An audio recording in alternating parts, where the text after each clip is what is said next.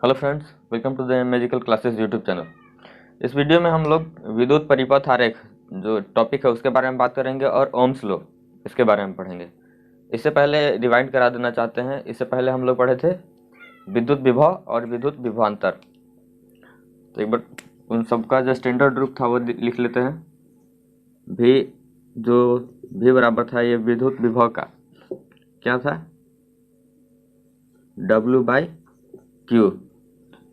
विद्युत विभव किसे कहते हैं? जब कोई यूनिट पॉजिटिव चार्ज यानी कि एकांक धनावेश अनंत से किसी बिंदु तक लाने में किया गया कार्य को क्या कहते हैं? विद्युत विभव।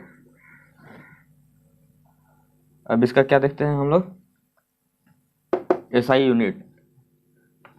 एसआई यूनिट विद्युत विभव को भी से डिनोट करते हैं। इसका एसआई यूनिट क्या होता है? वोल्ट, जिसे भी से ही डिनोट करते हैं। और ये क्या है? वर्क। वर्क का एसआई यूनिट क्या होता है? जूल। और ये है चार्ज। चार्ज का क्या होता है? कूलम। तो विद्युत विभव का हो जाएगा जूल पर कूलम, ये हो जाएगा चार्ज। और विद्युत विभवांतर का क्या होता था? VAB। ये क्या होता था? Infinity to A। बस इतना ही फर्क है। ये भी होता है W/Q और इसका विभवांतर का भी वोल्ट से ही लिखते हैं। बराबर हो जाएगा W का जूल बटा आवेश का क्या हो गया? कूलम, यानी कि VAB।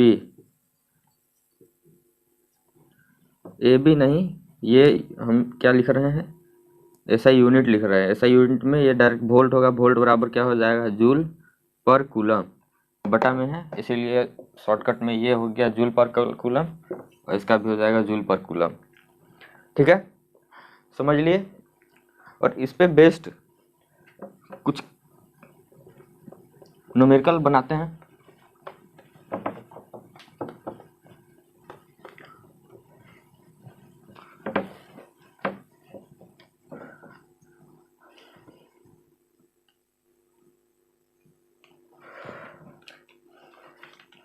तो जैसा कि यहाँ पे बुक में आप लोग का उदाहरण नंबर 12.2 दिया हुआ है, उसमें लिखा हुआ है 12 वोल्ट विभवांतर के दो बिंदुओं के बीच 2 कूलम आवेश को ले जाने में कितना कार्य किया जाता है। जो डेटा दिया है उसे पहले लिख लेते हैं। विभवांतर बराबर कितना है? 12 वोल्ट। ठीक है, और आवेश Q बराबर 2 कूलम है। ठीक है, तो पूछ रहा है कि कितना वर्क करना पड़ेगा। निकालते हैं। यहाँ पे जैसे जानते हैं V बराबर W/Q होता है। ठीक है, V का कितना है? 12 वैल्यू दिया हुआ है। W का पता नहीं है तो W का W लिखते हैं। Q का पता है 2। ये कितना हो जाएगा? W बराबर क्रॉस मल्टीप्लिकेशन हो जाएगा तो 12 दूना 24। और ये वर्क, तो वर्क का यूनिट जूल। 24 जूल वर्क करना पड़ेगा। ठीक है, इसी प्रकार से थोड़ा डेटा चेंज कर लेते हैं।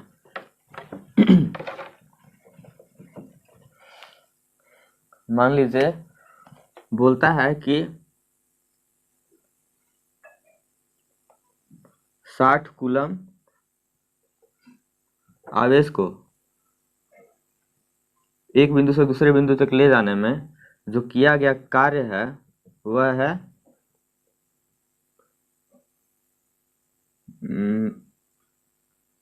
120 जूल। तो बताइए कि वोल्ट यानी कि विभवांतर कितना होगा। तो इसी पे बनाएंगे। V बराबर W कितना है? 120 बटा 60। V बराबर ये कितना हो? 2 वोल्ट हो जाएगा। विभवांतर 2 वोल्ट हो जाएगा।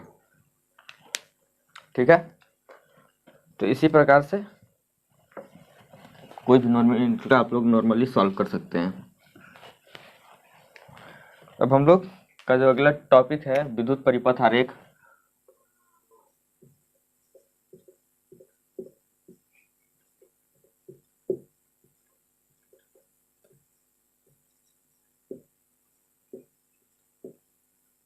विद्युत परिपथ आरेख। तो खींचते हैं। सबसे पहले जो आरेख खींचेंगे वह खींचेंगे बैटरी का।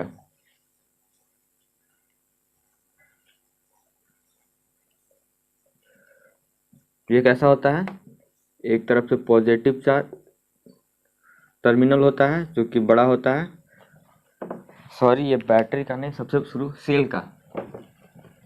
सेल का संयोजन होने के बाद बैटरी का निर्माण होता है। तो सेल इसका होता है इस प्रकार से, एक लाइन, फिर एक तरफ बड़ा लाइन, फिर एक तरफ छोटा लाइन, इस प्रकार से। ये बड़ा लाइन पॉजिटिव और छोटा लाइन निगेटिव होता है, ठीक है।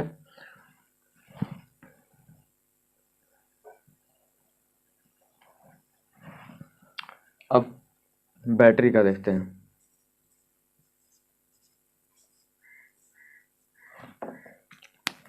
बैटरी का, तो बैटरी का क्या परिभाषा होता है कि एक से अधिक जब सेलों को जोड़ा जाता है उसके बाद बैटरी का निर्माण होता है।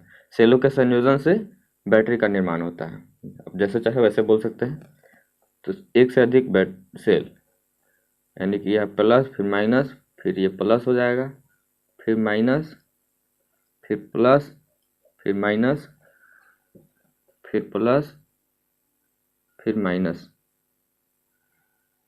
फिर प्लस, फिर माइनस, प्लस माइनस। बैटरी में सब जगह लिखना जरूरी नहीं है, ये माइनस हो गया। तो ये हो जाएगा एक से अधिक अगर बैटरी सेल मिल गया तो वह बैटरी का निर्माण करता है, ठीक है। यहाँ 1 2 3 4 5 सेल को मिलाए हैं, पर आप लोग 2 सेल में भी बन सकता है बैटरी और 10 सेल में भी बन सकता है। हमने यहाँ इतना ज़्यादा बना दिया।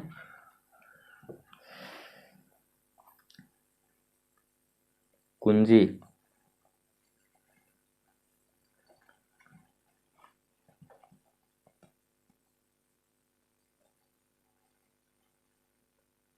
केवल कुंजी नहीं, खुली कुंजी है, ठीक है, जिसको कि स्विच बोलते हैं, वह इस प्रकार से होता है। दूसरा अगला हो जाएगा बंद कुंजी।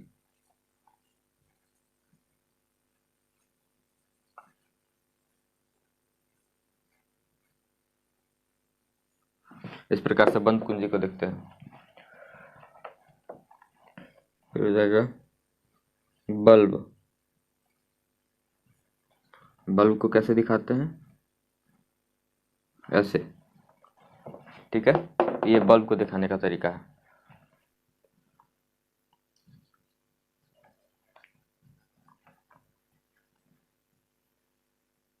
प्रतिरोध, प्रतिरोध को कैसे दिखाते हैं, ऐसे।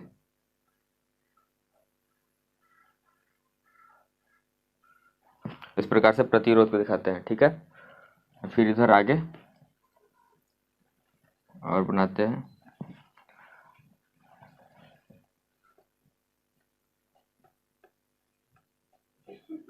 प्रत्यावर्ती प्रतिरोध।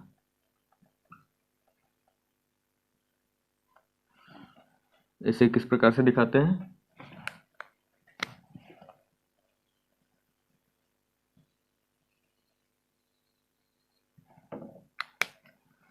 इसे दिखाते हैं इस प्रकार से।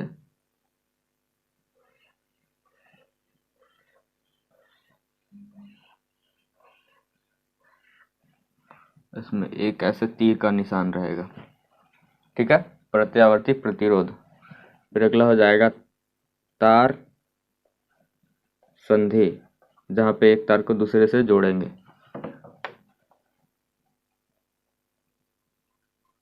कैसा होगा, ऐसा एक तार जाएगा, फिर यहाँ एक बिंदु जहां पे ये दूसरा तार जुटा हुआ है, ठीक है। फिर होगा तार क्रॉसिंग।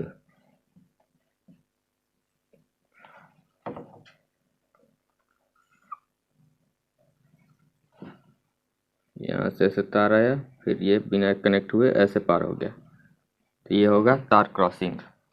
फिर है एमीटर।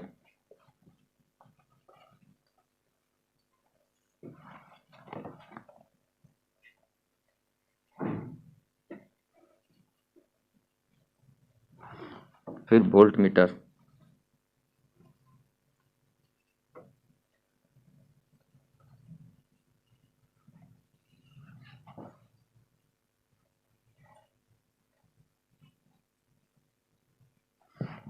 ठीक है, तो इतना चीज़ों के बारे में हम पढ़ना था विद्युत परिपथ आरेख में।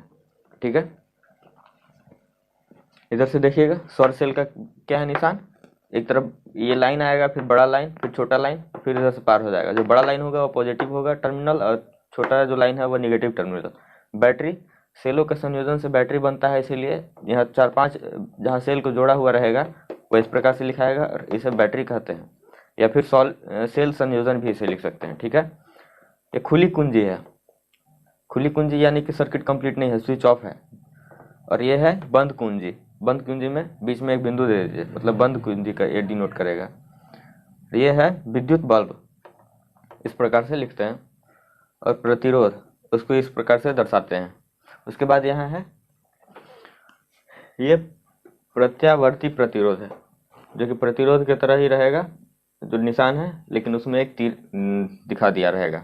ठीक है, इसे एक तरह से और से भी दिखा सकते हैं। एक तो ये हो गया तरीका, और नहीं तो फिर एक ऐसा रहता है, या तो ये जो लाइन हम किए हैं, या तो ऐसा तीर जैसा रहेगा क्रॉस में, या फिर ये ब्लैक वाला जो है इस प्रकार से रहेगा दिखाया हुआ। आप इन दोनों को एक साथ नहीं बनाना है, कोई दोनों में से एक ही रहने दीजिएगा। तो अभी हम फिलहाल ब्लैक वाला मिटा देते हैं। अब अगला है तार संधि। जब तार का संधि होता है तो एक ये तार गया, एक ऊपर से तार आया, तो बीच में यहाँ जहाँ पे मिला वहाँ पे जंक्शन बनेगा, और वहाँ पे ये थोड़ा सा बिंदु दिखा दीजिए ताकि पता चले यहाँ तार संधि हुआ है। तार क्रॉसिंग, तार क्रॉसिंग मतलब एक तार इधर से गया, एक तार ऊपर से आया, अगर दोनों एक दूसरे में जुटा नहीं है, ऊपर ऊपर पार कर गया, तो इस प्रकार से एक लूप बनाइए, ऊपर से तार आया और नीचे भी तार निकल गया, बीच में एक लूप बनेगा, जैसे कि यहाँ आप लोगों को दिख रहा है। फिर है एक अगला एमीटर, और फिर ये है वोल्ट मीटर। एमीटर इस तरह से रहेगा, गोला रहेगा, बीच में ए लिखा रहेगा, इधर प्लस इधर माइनस। और ये वोल्ट मीटर क्या है, बीच में भी लिखा रहेगा, इधर प्लस उधर माइनस। ठीक है, एमीटर क्या होता है, एमीटर एम्पियर को यानी कि करंट को मापने का यंत्र है एमीटर, और वोल्टेज यानी विभवांतर को मापने का जो यंत्र है उसे कहते हैं वोल्ट मीटर। वोल्ट मीटर से विभवांतर को मापते हैं और एमीटर से करंट को मापते हैं। ठीक है, तो आशा करते हैं आप लोगों को समझ में आया होगा ये सब। अब आगे चलते हैं।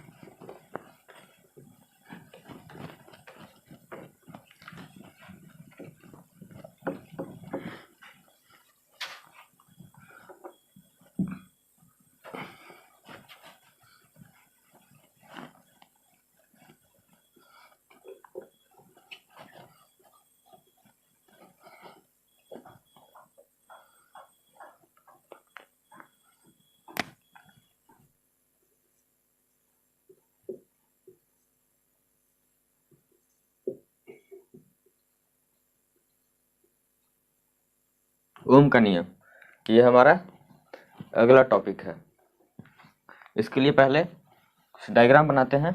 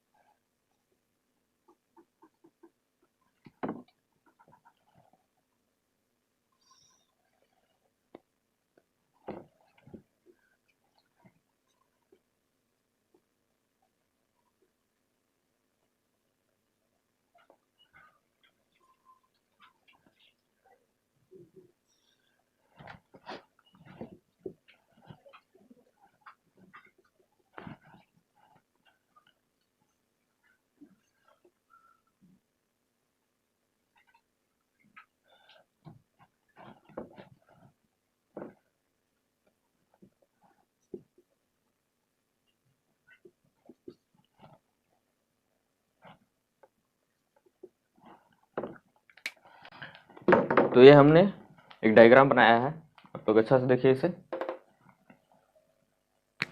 ये पॉजिटिव टर्मिनल और ये एक निगेटिव टर्मिनल।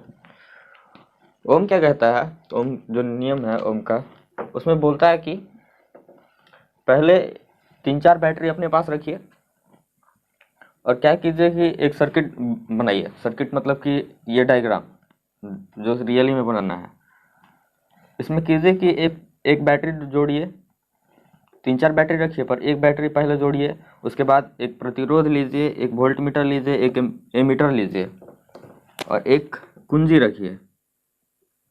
कुंजी मतलब एक स्विच रखिए उस सर्किट में। और उसके बाद क्या करना है आपको कि एक वो जो सेल है उसको लगाइए और उसमें सर्किट में करंट पास करवाइए। उसके बाद देखिए कि जो एमीटर है इसका वैल्यू यानी कि कितना करंट पास हो रहा है, कितना वोल्टेज पास हो रहा है यहाँ पे। इसी प्रकार से सर्किट बनाना है। यहाँ पे जहाँ पे प्रतिरोध है, ये प्रतिरोध है, प्रतिरोध लगाइए और प्रतिरोध के पैरेलल में वोल्ट मीटर लगाइए। वोल्ट मीटर कहीं भी लगता है तो पैरेलल कनेक्शन होता है, यानी कि समांतर श्रेणी में होता है, और ये सीरीज में होता है। ठीक है, एमीटर। तो इसी प्रकार से एक सर्किट बनाइए और पहले एक जो सेल है उससे करंट फ्लो करवाइए इस सर्किट में और देखिए कितना वोल्ट आ रहा है, वोल्ट विभवांतर, और कितना करंट पास हो रहा है, और उसे लिखते जाइए। तो हम लोग यहाँ करते हैं कि यहाँ पहले था कुंजी बंद, अब कुंजी को चालू किए और यहाँ देखिए यहाँ भी सर्किट कंप्लीट नहीं है तो इसे यहाँ से जोड़ देते हैं। अब का हुआ, सर्किट कंप्लीट हो गया। अब का होगा, इधर निगेटिव वाला है, निगेटिव है तो इधर से क्या होगा, इलेक्ट्रॉन चलेगा इधर, इलेक्ट्रॉन इधर चलेगा। लेकिन करंट का क्या डायरेक्शन बताए थे कि इलेक्ट्रॉन चलने का जो डायरेक्शन होता है उसका अपोजिट डायरेक्शन में चलेगा, यानी कि करंट इधर से चलेगा। तो करंट इधर से चल दिया। उसके बाद यहाँ आया और इस प्रतिरोध से पार हुआ, प्रतिरोध से पार हुआ तो यहाँ वोल्ट मीटर लगा है, वोल्टेज नाप लिया, विभवांतर। इसके बाद यहाँ एमीटर से पास हुआ तो एमीटर से कितना करंट पास हुआ उसे आप लिखते जाइए। अभी एक सेल लगा है तो हमारे पास वास्तविक में ये सब सामान नहीं है, फिर भी मान लेते हैं कि I बराबर 1/2 एम्पियर, वोल्टेज बराबर क्या हो जाएगा, 2 वोल्ट। जब एक सेल लगाया तब एक सेल था तब का ये डाटा है। अब फिर दूसरा का सेल से क्या होगा, अब यहाँ से इसको कनेक्शन हटा के अब क्या करना है, ये दूसरा का सेल तक लगा देना है। दूसरा का सेल जोड़ दिए। अब क्या हुआ, I बराबर 1 एम्पियर, 1 एम्पियर इस सर्किट में यहाँ देखिए नापा कि 1 एम्पियर करंट पास हो रहा है। अब वोल्ट कितना नापा, वोल्ट विभवांतर जो है वह 4 वोल्ट है, ऐसा पता चला। फिर अब की क्या करेंगे, अब की तीसरा बैटरी से जोड़ देंगे, तीसरा सेल से। जब तीसरा सेल से रहेगा तब क्या होगा, I बराबर 1.5 एम्पियर और वोल्टेज यानी कि विभवांतर क्या रहेगा, अब की रहेगा 6 वोल्ट। इसी प्रकार से आगे बढ़ते जाइए, हम इतना ही बनाते हैं। अब बोलता है कि इसका जो वोल्टेज और ये जो एम्पियर है इसका एक ग्राफ बनाइए, VI ग्राफ। चलिए उसे भी बना लेते हैं। इसमें कहता है कि इसमें वोल्टेज रखिए यानी विभवांतर। अब ये सब फिक्स नहीं है किधर ही रखना है, किधर भी रख सकते हैं। और इधर रखना है विद्युत धारा, विद्युत धारा जिसे कि I से सूचित किया जाता है।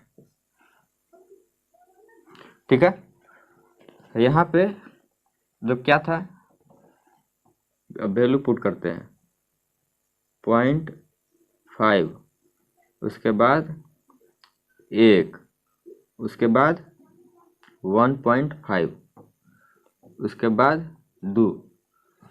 इधर क्या करते हैं, इधर भी लिखते हैं तो इधर 2,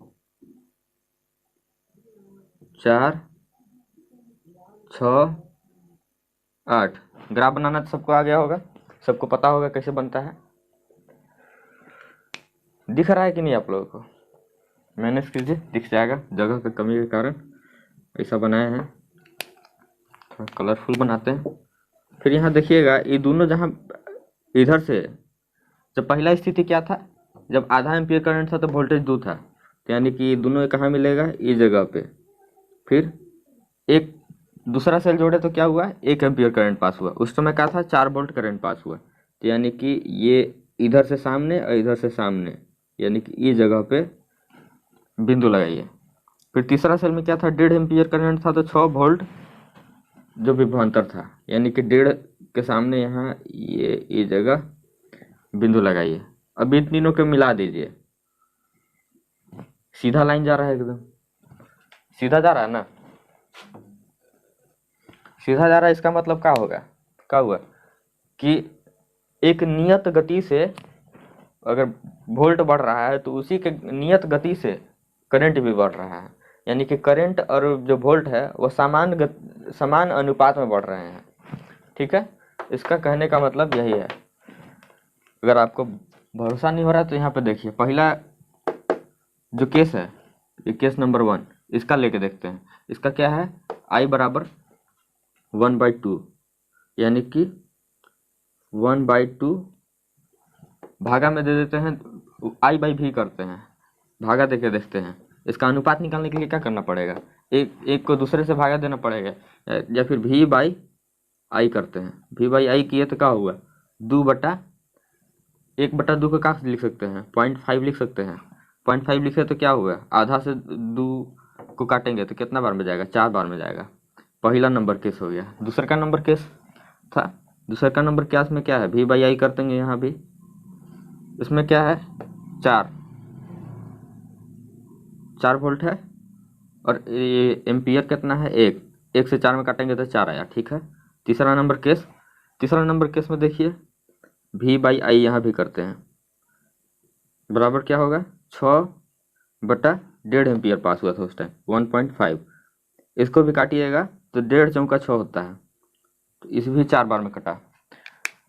हम इधर से करिए चाहे उधर से करिए, कहीं भी ये दोनों का जो अनुपात होगा वह सेम होगा, बराबर अनुपात से ये दोनों बढ़ेगा और घटेगा। तो इसी के बारे में क्या था, ओम ने बताया था। डायग्राम को नहीं छापे होंगे तो आप लोग इसे उतार लीजिए कॉपी में, इसे हम इरेज करते हैं कुछ आगे बताने के लिए। वीडियो को पॉज करके उसे आप लोग नोट कर लीजिए। तो इससे क्या पता चलता है, समानुपाती और व्युत्क्रमानुपाती मतलब पता है ना आप लोगों को। समानुपाती ऐसा रिलेशन जबकि कोई एक चीज बढ़े तो उसके साथ साथ दूसर का भी एक ही अनुपात में बढ़े, उसे कहते हैं समानुपाती। तो यहाँ पे क्या है, V है और I है वह एक दूसरे के समानुपाती है। समान अनुपात में बढ़ना को कहते हैं समानुपाती। दो चीजों के अनुपात निकलता ही है, दो चीज का, कम से कम 2 चीज का ही रहेगा तब भी अनुपात निकल पाएगा। तो V और I, यहाँ से समझ में आ रहा है कि V और I है जो एक दूसरे के समान अनुपात में हैं। तो ओम ने बोला कि V जो है वह I के समानुपाती है। ये चीज इस जो पूरा एक्सपेरिमेंट था, क्रियाकलाप था, उसे प्रूव हुआ। V is directly proportional to I। समानुपाती को अंग्रेजी में प्रोपोर्शनल कहते हैं, डायरेक्टली प्रोपोर्शनल, और इनवर्सली प्रोपोर्शनल बोलते हैं व्युत्क्रमानुपाती के। यहाँ से अगर इस जो समानुपात है इसे हटाना चाहे तो यहाँ बराबर का चिन्ह देने के लिए क्या करना पड़ेगा, ये जो I है वो इधर ला लीजिए, चाहे V को उधर कर दीजिए, यही करना पड़ेगा। तो हम क्या करते हैं, I को ही इधर लाते हैं, V/I बराबर कुछ होगा उन्हें, तो एक नियतांक है। जैसे कि यहाँ देख रहे हैं V/I किए हैं, V/I तो बराबर हमेशा क्या हुआ है, 4 4 4। हालांकि सब जगह अलग अलग डेटा है लेकिन जो इनका अनुपात है वो एक ही आया है। तो उसी चीज को यहाँ स्टैंडर्ड रूप में लिखने के लिए V/I क्या होगा, स्थिरांक, एक नियत कोई वैल्यू आएगा। तो स्थिरांक के जगह पे यहाँ R लेते हैं, और यह क्या होता है, स्थिरांक।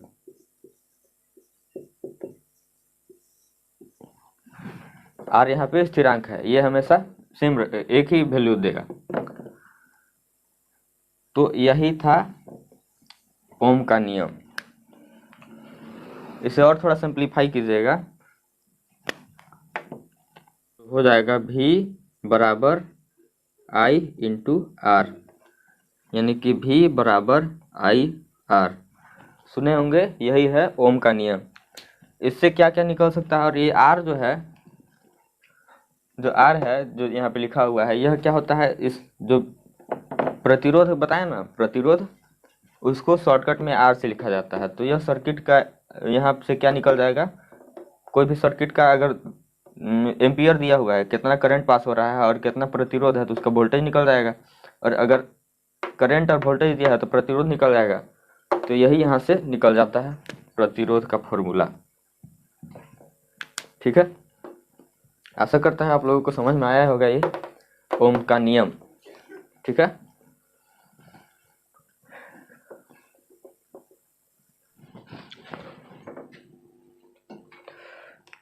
अगर ये आपको वीडियो पसंद आया और समझ में आया तो वीडियो को लाइक करें और चैनल को सब्सक्राइब करें, और वीडियो को अपने दोस्तों के साथ भी शेयर करें ताकि उन्हें भी इस वीडियो का फ़ायदा मिल सके। यह वीडियो देखने के लिए आप सबको बहुत बहुत धन्यवाद।